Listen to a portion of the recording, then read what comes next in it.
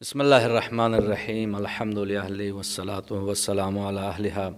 ناظرین محترم، نہج البلاغہ میں خطبہ متقین کی تفسیر کا سلسلہ جاری ہے۔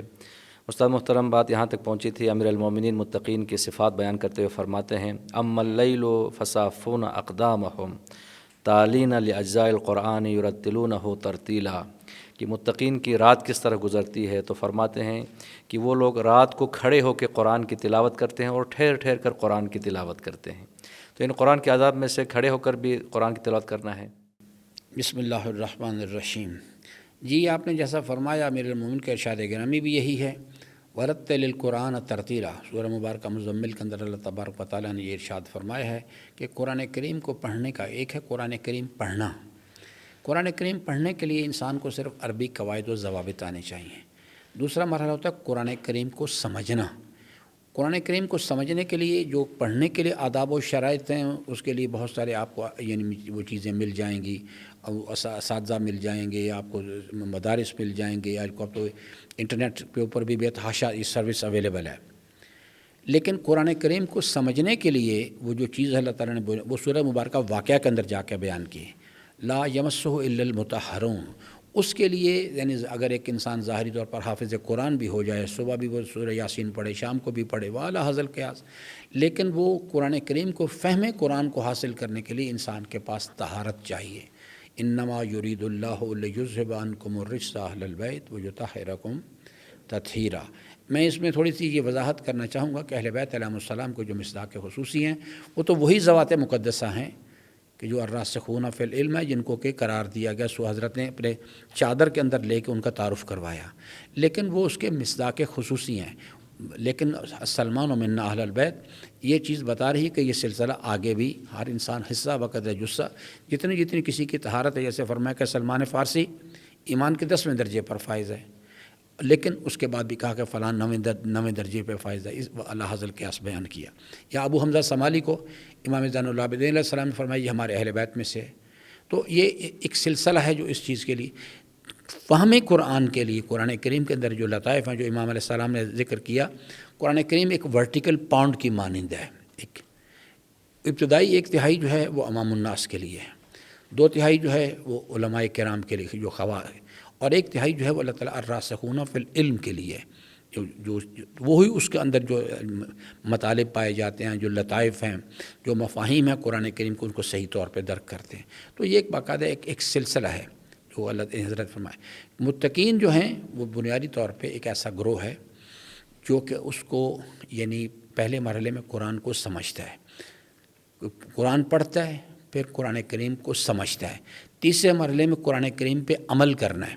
یعنی جس ذات کا یہ کلام ہے اس کے عظمت و جلال کا، اس کے قائم کردہ نظام کی حقانیت کا یقین، وہ یقین انسانی زندگی کے اندر نفس کی خواہشات کے مخالفت کرواتا ہے، اور جب انسان نفس کی خواہشات کے مخالفت کرواتا ہے تو ایک قرآن کریم میں کہ ہم ان کے لیے ایک نور فرقان ان کے قلب کے اندر اتار دیتے ہیں، اور وہ لوگ جو ہیں وہ راتوں کو کھڑے ہوتے ہیں، راتوں کی نیند جو ہے ان کو بستر پہ جاتے ہیں اور پھر دوبارہ سے کھڑے ہو جاتے ہیں، اللہ کی بارگاہ میں گریہ وزاری کرتے ہیں، فریاد کرتے ہیں، ہر کروٹیں بدلتے ہیں، ہر کروٹ پہ اللہ تعالیٰ کا یہ عظمت و جلال اس کی تسبیح بیان کرتے ہیں، مختلف شکلیں یعنی اللہ تعالیٰ نے بھی بیان فرمائی ہیں، اور امیر المومنین نے بھی اس میں سے ایک کا ذکر کیا ہے۔ اور راتوں کو کھڑے ہوتے ہیں، اللہ کی بارگاہ میں فریاد کرتے ہیں، قرآن کریم غور و فکر سے، کیونکہ جو نماز ہے یا دعا ہے، چاہے وہ قرآنی دعا ہو یا دوسری زبان میں، دعا زبان نہیں مانگا کرتی، قلب انسان دعا مانگتا ہے،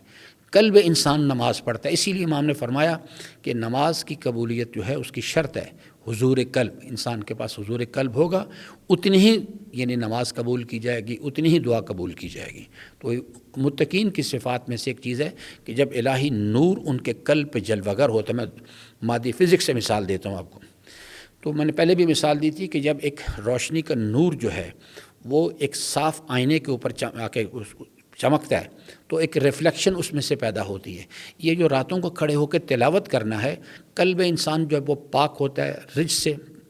اس سے دور ہوتا ہے، تو اس میں سے ایک ریئیکشن نکل کے آتا ہے، اور اس کے وہ کبھی یہ ہے اللہ کے راتوں کو اٹھ کے نماز شب پڑھنا، راتوں کو اٹھ کے نماز تلاوت قرآن کرنا، روزے رکھنا، اللہ کی مخلوق کی خدمت کرنا، یہ مختلف اصل میں جہاد ہیں جو قرآن کریم کے اندر اللہ تعالیٰ کے اسباب بیان کیے گئے، یا دعائے جوشن کبیر کے اندر اللہ تعالیٰ نے بیان کیے ان کو تفصیل کے ساتھ۔ ہر یعنی اللہ تعالیٰ کے اسم ہے یعنی غفار ہے، اس کی نور کی جلوہ گری کچھ اور ہے، رحیم کی جلوہ گری کچھ اور ہے،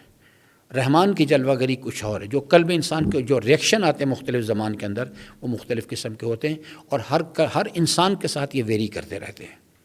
فرمایا یحزنون به انفسهم ویستثیرون به دواء دائهم، اور قرآن کے ذریعے اپنے دل میں غم و اندوہ تازہ کرتے ہیں اور اپنی بیماریوں کے لیے علاج تلاش کرتے ہیں۔ تو یہاں پر یعنی جو نفسیاتی بیماریاں ہیں وہ مراد ہیں۔ نفسیاتی بیماریاں، روحانی بیماریاں جو ہیں، روحانی بیماری جو بنیادی منبع و سرچشمہ ہے وہ ہے دنیا کی حب الدنیا راس و کل خطیہ۔ باقی یہ جو بخل ہے یا مختلف قسم کی جو انسانی زندگی کے پرابلمز ہیں، قرآن کریم اصل میں بنیادی طور پہ ایک دواخانہ ہے، اور اس کے طبیب ہیں یعنی سرور کائنات اور ان کی اولاد طاہرہ۔ باقی جو لوگ وہاں سے رہنمائی لیتے ہیں وہ لوگ صحیح دوا تک پہنچتے ہیں، اور پھر دوا کو جب انسان سمجھ جاتا ہے تو پھر اگلا مرحلہ ہوتا ہے اس دوا کو استعمال کرنے کا، کیونکہ وہ یہ دوائیں جو ہیں یہ کڑوی ہیں۔ رات کو نماز شب پڑھنا ایک تلخ کام ہے، تو وہ لوگ جو ہیں وہ اللہ تعالیٰ کی بارگاہ میں اپنی عاجزی کا اظہار کرتے ہیں، کہتے پروردگار ہم تیرے حق بندگی ادا نہیں کر سکے، اور قرآن کریم سے رہنمائی حاصل کرتے ہیں تاکہ اپنی جو روحانی بیماریاں ہیں دنیا کی محبت کے جو ہے منبع و سرچشمہ اس کو کسی طرح سے کنٹرول کر سکیں، اور اس پر وہ عمل کر کے اللہ سے فریاد، کیونکہ انسان کی زندگی کا جو عمل ہے وہ دو مراحل پہ، ایک ہے انسان کی تدبیر، انسان تدبیر کر سکتا ہے اپنے نفس کے لیے، جیسا اللہ تعالیٰ نے خود فرمایا انسان کا نفس اسے برائی کی طرف کھینچتا ہے الا ما رحم ربی۔ وہ لوگ جو ہیں انسان تدبیر تو کر سکتا ہے نفس کو کنٹرول کرنے کے لیے، لیکن نتیجہ وہ حاصل کرے گا جس پر اللہ خود مہربان ہوگا۔ تو وہ لوگ قرآن کریم کی طرف رجوع کرتے ہیں، فریاد کرتے ہیں اللہ سے کہ پروردگارہ جو کچھ ہماری بساط میں تھا ہم نے کیا ہے، اور اب اسے قبول کرنا، اسے ہمارے حق میں نتیجہ خیز کرنا، یہ سب کچھ تیرے ہاتھ میں ہے۔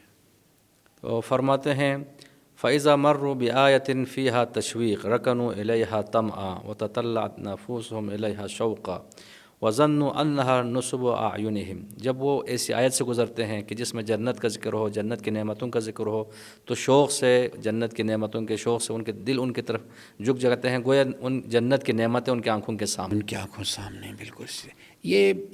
حضرت امام زین العابدین علیہ السلام کا جو فرمان گرامی، وہ اس کے انہوں نے اسی کی حضرت امیر المومنین کے اس فرمان کی تشریح کی ہوئی ہے۔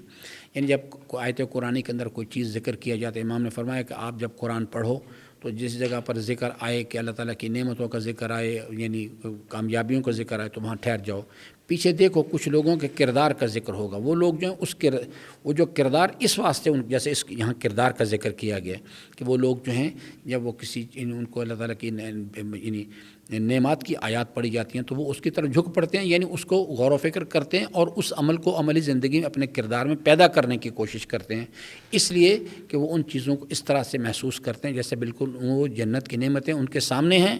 اور وہ ان کو حاصل کرنے کے لیے ان کے اندر ایک تشویق پیدا ہوتی ہے۔ وہ اس کردار کو جس کا ذکر کیا گیا اس کو اپنے کردار کے اندر پیدا کرنے کی کوشش کرتے ہیں اور اللہ سے دعا کرتے ہیں اس چیز کے لیے۔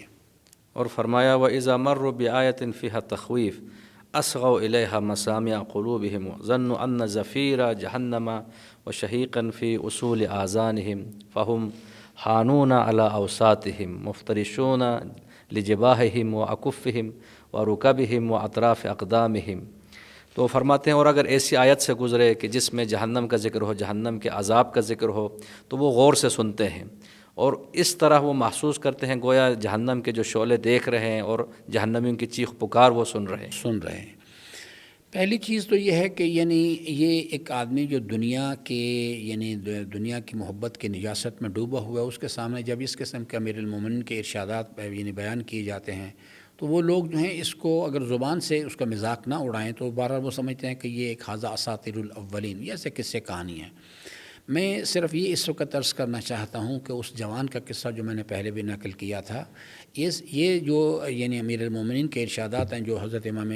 زین العابدین علیہ السلام نے بھی فرمایا کہ جب آپ قرآن کریم کو پڑھو تو دیکھو کہ جہاں عذاب کی آیات آئیں گی اس سے پہلے غور کرو، کچھ لوگوں کا ذکر کیا گیا ہوگا، کچھ یعنی کسی قوم کا ذکر کیا ہوگا، ان کے کردار کا ذکر ہو جس کی وجہ سے وہ اس نتیجے پر آئے، فرماتے ہیں فوری طور پر اس جگہ ٹھہرو، خود اپنے کردار کا محاسبہ کرو کہ کہیں یہ صفات رذیلہ جن کی وجہ سے ان کو اس انجام تک پہنچے کہیں وہ میرے اندر تو نہیں پائی جاتی، کیونکہ اللہ تعالیٰ اپنی سنتوں کو، اپنے قانون کو تبدیل نہیں کرتا۔ سابقہ امتوں کا ذکر کر کے بنیادی طور پر سنایا تو ہمیں جا رہا ہے، ہم سے مخاطب کہ اگر تم نے یہ عمل انجام دی، دیکھو پہلے والے لوگ جو تھے انہوں نے یہ کیا اور اس کے نتیجے میں اس انجام تک پہنچے، اگر تم یہ کام کرو گے ہم تمہیں بھی تمہارے ساتھ بھی یہی سلوک کریں گے۔ تو یہ بنیادی طور پہ اس چیز کا فلسفہ ہے۔ اس جوان کا جو قصہ ہے، یعنی میں صرف یہ عرض کرنا چاہتا تھا کہ یہ باتیں یہ قصے کہانیاں نہیں ہیں،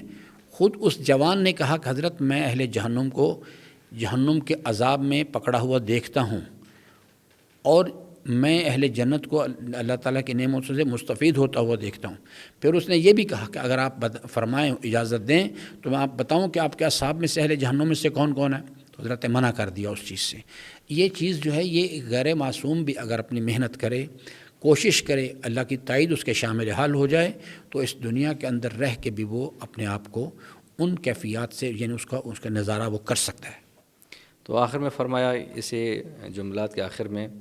کہ یطلبون الی اللہ تعالی فی فکاک رقابہم، کہ اور اللہ سے وہ دعا کرتے ہیں کہ ان کو اللہ جہنم کے عذاب سے نجات دیں۔ تو سوال یہ پیدا ہوتا ہے کہ اب امیر المومنین نے یہاں پر متقین کی صفات کو بیان کیا اور خود امیر المومنین امام متقین ہیں، تو امیر المومنین خود بھی اللہ تعالیٰ سے یہ دعائیں مانگتے ہیں؟ جی بالکل اسی طرح سے یہ۔ تو بعض لوگ سمجھتے ہیں کہ امیر المومنین تو ظاہر ہے کہ جب وہ امام معصوم ہے، امام المتقین ہے، امیر المومنین ہے، تو کس طرح اللہ کے خوف سے اس طرح کی جو دعائیں مانگتے ہیں یا اللہ کی بارگاہ میں گریہ کرتے ہیں؟ جی دیکھیے، میں صرف سورہ مبارکہ بقرہ کی آخری آیات کا حوالہ دوں گا۔ وہاں پر اللہ تعالیٰ نے یہ فرمایا آمن الرسول بما انزل الیہ من ربہ والمؤمنون، یعنی اللہ تعالیٰ نے مومنون کی بات تو بعد میں آئی، پہلے خود کہا کہ میرا رسول ایمان لایا، بعد میں جن دعاؤں کو وقالوا سمعنا وآطعنا غفرانک ربنا والیک المصیر، یہ دعا قرآن کریم کے دستور کے مطابق رسول اسلام کی دعا ہے جو خود مانگا کرتے تھے۔ جو آدمی جتنی اللہ تعالیٰ کی معرفت رکھتا ہے اتنا اللہ کے جلال سے ڈرتا ہے، اور جو اللہ تعالیٰ جتنی معرفت رکھتا ہے اتنا اللہ تعالیٰ کے جمال کا شوق اس کے دل میں ہوتا ہے۔ دعائے کمیل کے اندر امیر المومنین نے جو کچھ بھی بیان فرمایا ہے، یا صحیفہ سجادیہ میں جو کچھ بھی امام زین العابدین علیہ السلام نے بیان فرمایا، یا دعائے الکمال امام صادق علیہ السلام نے جو کچھ بیان فرمایا، بالکل ائمہ علیہ السلام اسی طرح سے جلال پروردگار سے ڈرتے تھے۔ ان کی بزرگیوں کا مقام جو اسی لیے ہے کہ جتنی ان کے پاس معرفت ہے اس کے مطابق اللہ تعالیٰ کے جلال سے ڈرتے تھے۔ یہ کانسیپٹ کہ وہ یعنی اس لیے ہے کہ بنیادی طور پہ اللہ تعالیٰ کی معرفت نہیں ان کو، بغیر اللہ تعالیٰ کی معرفت کے جس وقت انسان نور امامت کے قریب جائے گا یا نور نبوت کے قریب جائے گا، خود نور نبوت ایک حجاب کی شکل میں اس کے سامنے آ جائے گا، نور امامت اس کے لیے ایک حجاب بن جائے گا۔ بنیادی طور پہ ہم نے اللہ تعالیٰ نے جو فرمایا نا اپنے کلام میں کہ اگر میرے حبیب کو موت آ جائے یا اسے قتل کر دیا جائے تو تم سب اپنی ایڑیوں کے بل پھر جاؤ گے، تو یہ بنیادی نظریہ یہ ہے کہ ہمیں حی و قیوم پروردگار کی طرف جانا چاہیے، ہماری امیدیں اس کے ساتھ وابستہ ہونی چاہیے۔ یا جس طرح علامہ نقن صاحب مثال دیتے ہیں کہ اگر ایک بچہ ہے باپ کے ساتھ جا رہا ہو، رستے میں کوئی سانپ نظر آ جائے تو بچہ فوراً باپ کی طرف دیکھے گا، اگر باپ مطمئن ہے تو بچہ بھی مطمئن رہے گا، لیکن اگر دیکھیں کہ باپ ڈر رہا ہے تو بچہ بھی ظاہر ہے اس کے خوف میں مزید اضافہ ہوگا۔ تو رسول نے فرمایا انا و علی ابوا حاذہ الامہ، ہم اس امت کے باپ ہیں۔ تو اگر وہ خدا کے خوف سے یعنی خدا کی بارگاہ میں اگر وہ اللہ سے پناہ مانگتے ہیں تو ہمارے تو بدرجہ اولیٰ ہمیں چاہیے کہ ہم ان کی سیرت مبارکہ کو سمجھیں اور اس پر عمل کرنے کی کوشش کریں۔ تو ناظرین محترم، خطبہ متقین کے ان کلمات میں امیر المومنین نے متقین کی رات کا ذکر کیا ہے کہ متقی لوگ رات کس طرح گزارتے ہیں، قرآن کی تلاوت کرتے ہیں اور آداب تلاوت بھی بیان کیا ہے۔ خداوند عالم ہم سب کو ان صفات کو اپنے اندر اپنانے کی توفیق عطا فرمائے۔